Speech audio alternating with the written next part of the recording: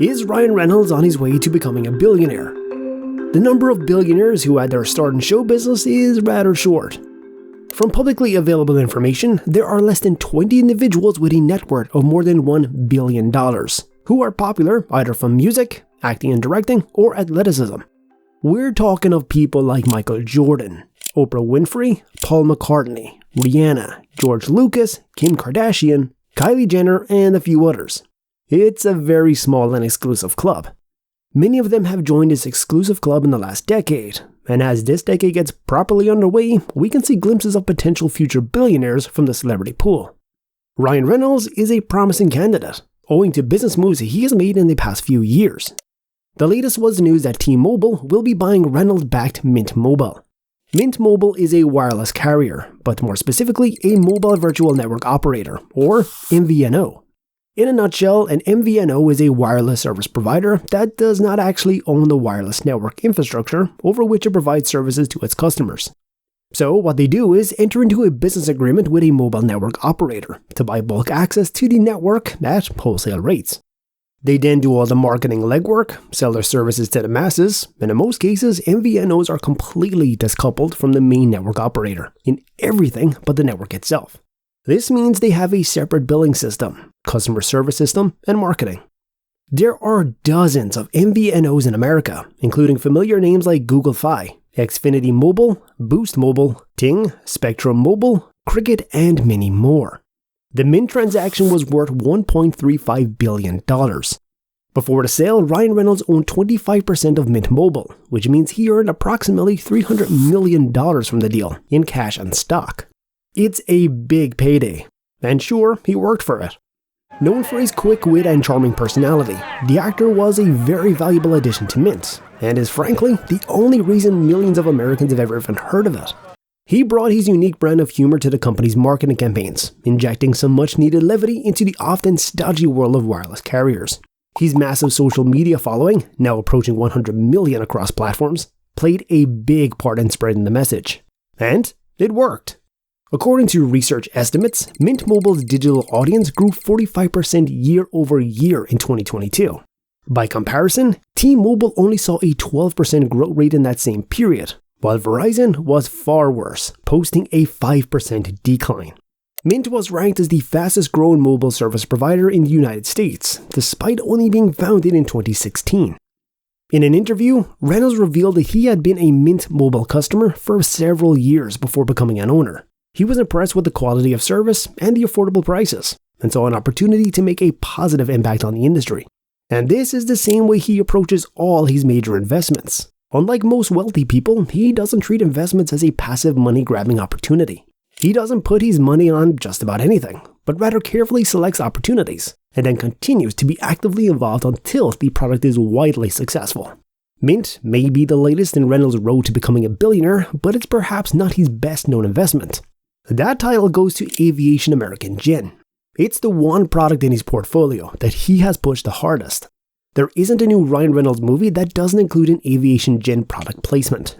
It was there in Red Notice, in 6 Underground, and even in The Hitman's Wife's Bodyguard. I believe he includes his provision in every movie contract he signs nowadays. Reynolds was not the first celebrity to own an alcoholic beverage. In fact, it's easier nowadays to make a list of actors or entertainers who don't own one, rather than those who do. But none of them, not even Dwayne "The Rock" Johnson with his Terramana tequila, has cracked viral marketing the way Ryan Reynolds has.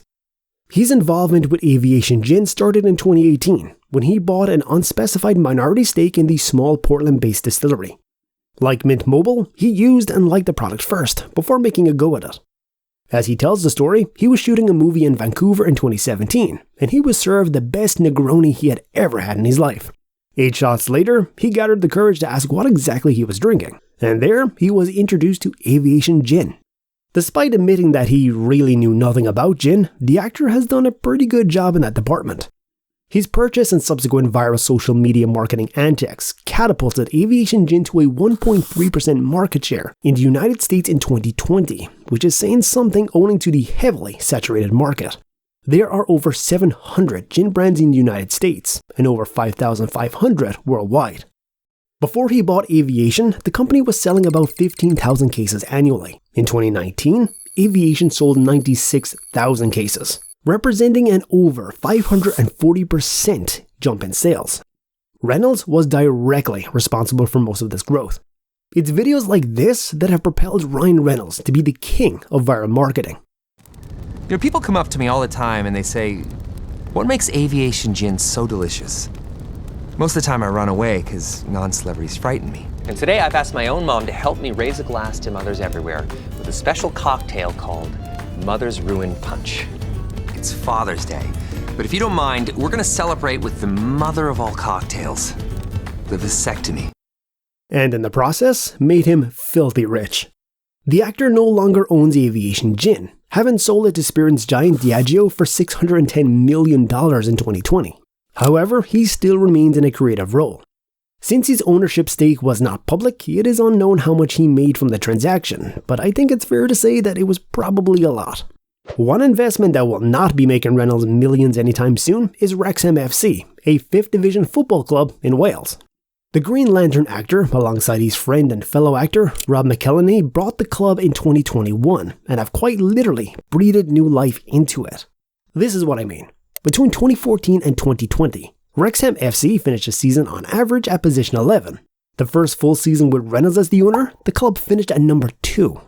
In the just ended season, 2022-2023, Wrexham finished as champions, guaranteeing their promotion to the English League 2 after ending their 15-year absence. It's still a long way to top-tier football for the club, but it's clear that the value of Ryan Reynolds' investment will continue growing as the years pass. I believe he knows this, because in March of 2023, the actor joined a bid to buy another sports club, the NHL side Ottawa Senators, for more than $1 billion. Reynolds has also made several minor, but still kind of major investments, like in Maximum Effort, the marketing company behind many of his viral ads. Wealthsimple, a Canadian wealth management firm, valued at over $5 billion. 1Password, a Canadian password management software, valued at over $7 billion. And payments company Nuvi. And of course, we can't forget about his actual acting career.